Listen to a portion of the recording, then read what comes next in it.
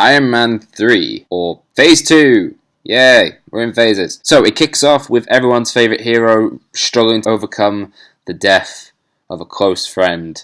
Something that really changes his life. Nah, dude, I'm just kidding. It's the time that he flew that nuke through the wormhole. Gozen! Gozen, no!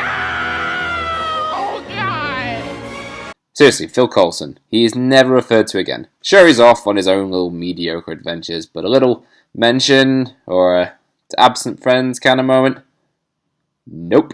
You are the greatest man I ever knew! Tony's suffering from severe anxiety and panic attacks, which, you know, is quite a new development in terms of things. It's actually showing quite an interesting spin on the character. Is this him turning into a mature adult?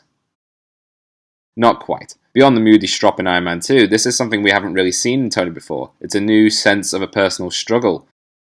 So he gives his home address out to an active terrorist and in no way defends himself in the most stupid thing that has ever happened in the MCU. Ever. So after his house gets attacked, which, you know, big surprise there.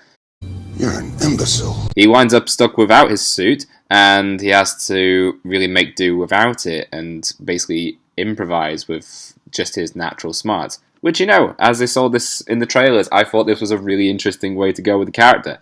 Take the suits off him, and then he's going to have to work up to it, and just use his own smarts and, you know, just kind of save the day on his own, without his fancy Iron Man suits. Yeah.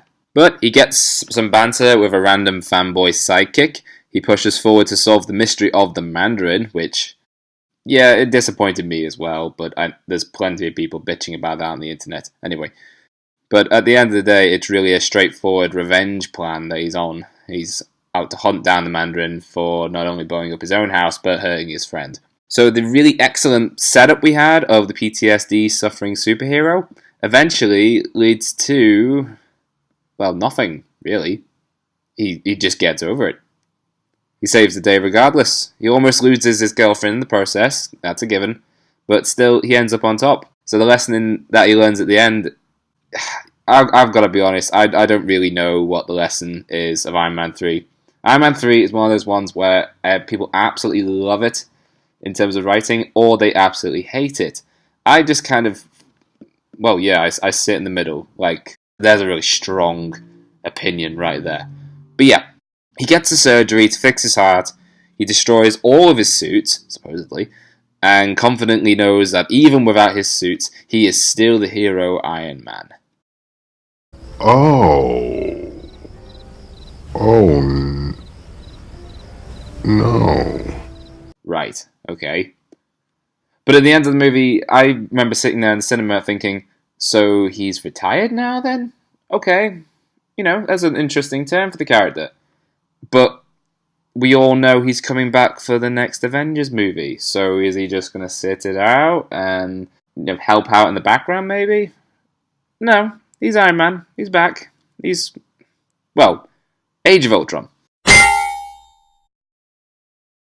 He's still got his suits. He's fighting off Hydra in a new fancy bit of armor with the Super Friends. Pepper is nowhere to be seen.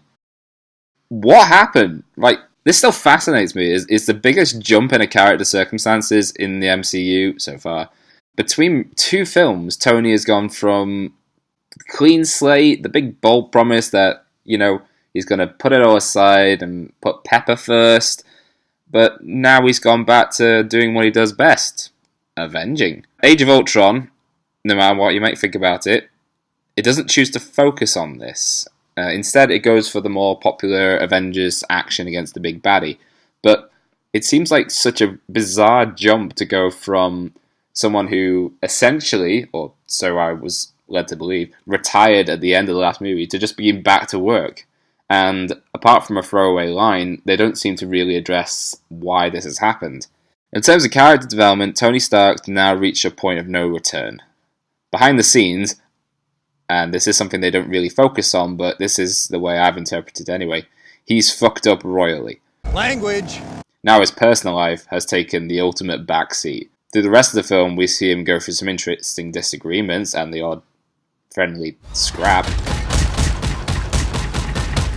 Go to sleep, go to sleep, go to sleep. But the story is essentially a prolonged origin story for the Vision and his magical cape generating technology. What? Tony clearly has tension with Steve Rogers bubbling under the surface, most likely down to some petty jealousy involving his dad. But the jump from Iron Man 3 to Age of Ultron just shows how the character has actively taken one step forward, 2 steps back. And you're not really supposed to think about it when you're watching the Avengers. It's about the first film. It's fun. It's a big team action movie. The individual characters, as good and fleshed out as they are in their own movies, when they're all together, it's about them working together, not necessarily their own development. I know that's what they're trying to go for, but it doesn't always work. Tony Stark is almost retconning himself in terms of what he promised at the end of Iron Man 3. And as much as this isn't addressed, this is where we lead to what I believe is the biggest turn for his maturity. Yes, actual maturity in Iron Man 4. Captain America Civil War.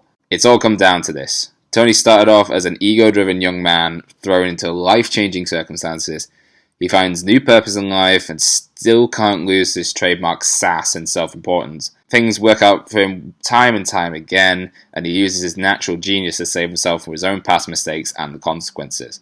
But it's here at Civil War that we finally gets the reality check he needed. The lucky, genius, billionaire, playboy, philanthropist, it's a hard word to say, has now hit a point where he must accept that he's caused a death to innocent people. Sure, he's done it a few times, but this is the first time he's, actually hit in the face with it. Not only that, but his past behaviour has now lost him pepper as well, which leads back to what I was saying in Age of Ultron. The kind of tension bubbling under the surface there of him putting work before personal life has now really hit him where it hurts. Put this all together and Tony has now hit rock bottom. A lot of film critics said at the time that when this film came out, they were very quick to point out that Robert Downey Jr.'s performance in this movie was way more subdued than usual. There's no lavish partying or boasting. This is where, for me, the character really, for once, starts to get interesting.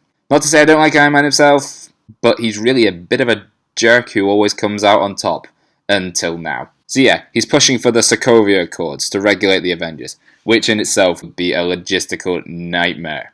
And he tries to take the moral high ground, despite the fact that every villain, bar Loki, has indirectly been his own fault. So he tries to make good on his promises and clamp down on all the collateral damage.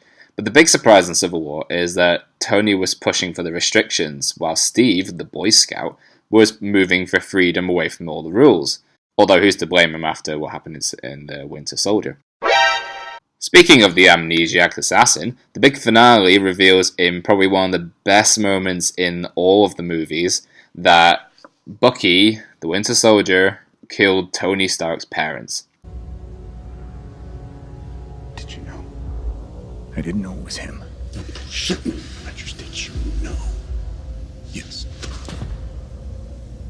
And this is where we see Tony, who has been beaten by his recent realization of guilt and probably embarrassment, that after turning a corner in maturing as a hero and learning he wants to take responsibility now for all his actions, all the grandeur and arrogance is right behind him. Just when we think he could truly actually be on the straight and narrow, he just snaps.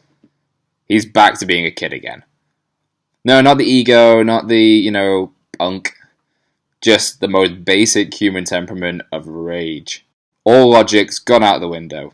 You can take a minute to think, yeah, he brainwashed at the time, but it's not his fault. That was the argument. Everyone was shouting. Everyone, just stop and play together. Have a chat. But Tony is clearly shown that he himself hasn't actually grown up yet. By the end of it all, he's bruised, beaten, both physically and emotionally. His already shit state of personal relationships has hit rock bottom.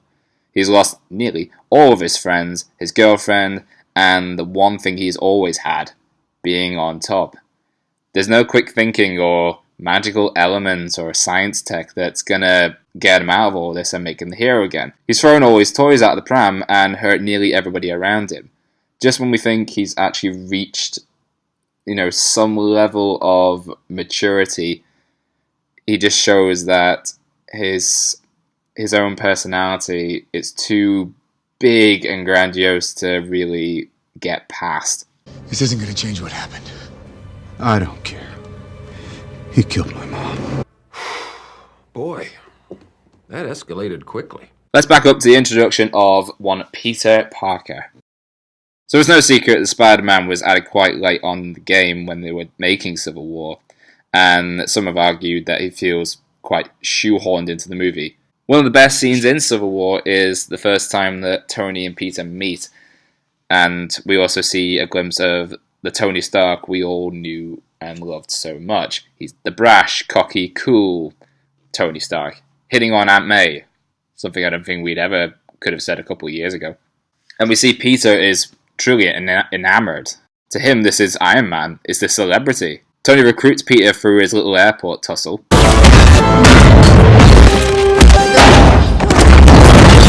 But we can see something new creeping into Tony's character, not just showing off, but attempting to become a mentor. Those who can't do, teach. Oh, lovely. For all the shit that Tony is struggling with at home at the moment, it's this moment that we can see him brighten up, and he takes a shine to Peter Parker. You can see it in everyone. Teaching or lecturing to someone younger than you does make you feel a little important, especially if that person is already a fan. Tony has the opportunity to see that Spider-Man gets his own opportunity to join the big leads and make him feel wanted, and in doing so, Tony himself feels needed.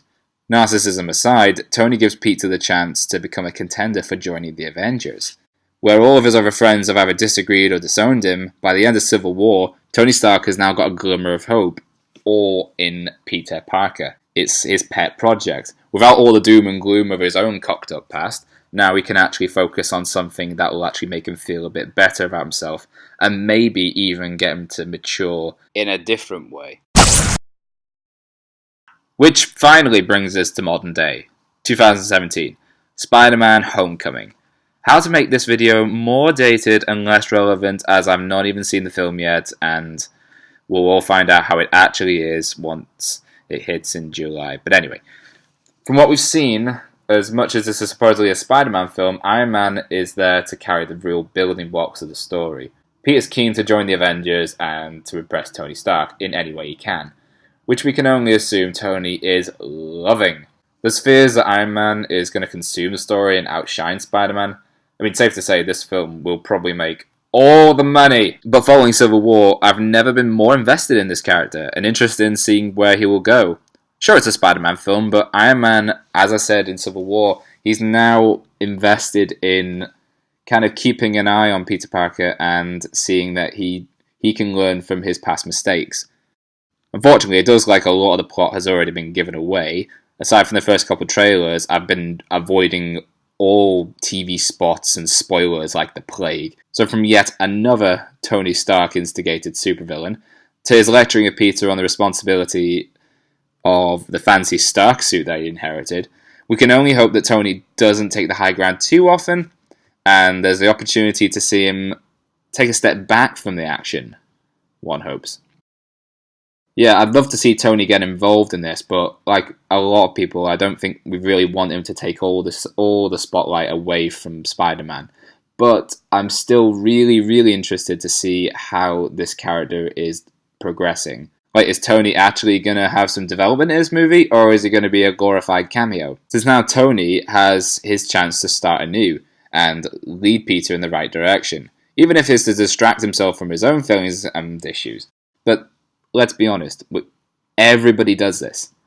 You find a new passion project, you set up a YouTube channel. You do something to distract yourself from your own past misgivings. Even if it's something that happened a long time ago or something that is far more recent, people, rather than actually solving the problem, will often find a new project or something to kind of distract themselves away. And that's what Tony seems to be doing. But, you know, who knows where this is going to go. So who knows where Marvel are actually going to take this character? Will Iron Man take center stage in Infinity War? Probably. But I hope anyone watching has found this little rant of mine just something interesting to think about. Yeah, there's no new information I'm unearthing, you know. Duh. I'm very aware that I watch the films, and if other people watch the films, they've probably seen the exact same thing I have. But it's just an aspect of the character development that I found quite interesting. The character of Tony Stark has now been in 7 movies by the time Spider-Man Homecoming comes out.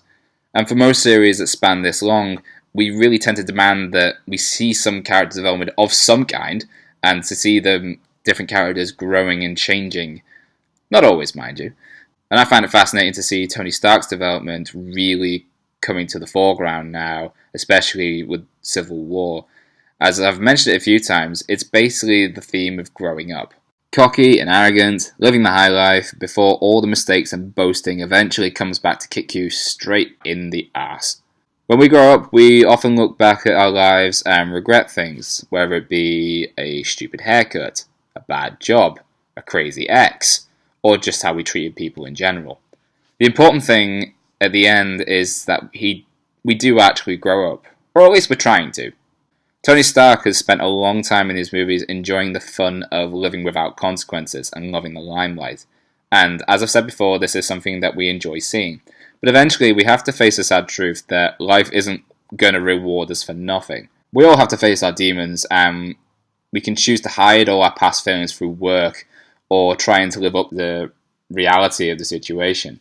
If we actually want to get invested in characters who are going to repeatedly show up in cinemas every year, then we really want to see something new, something change.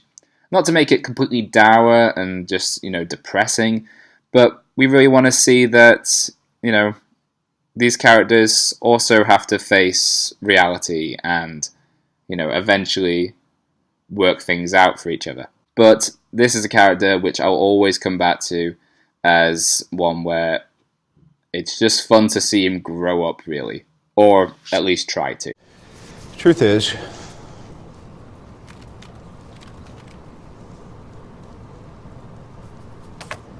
I am Iron Man.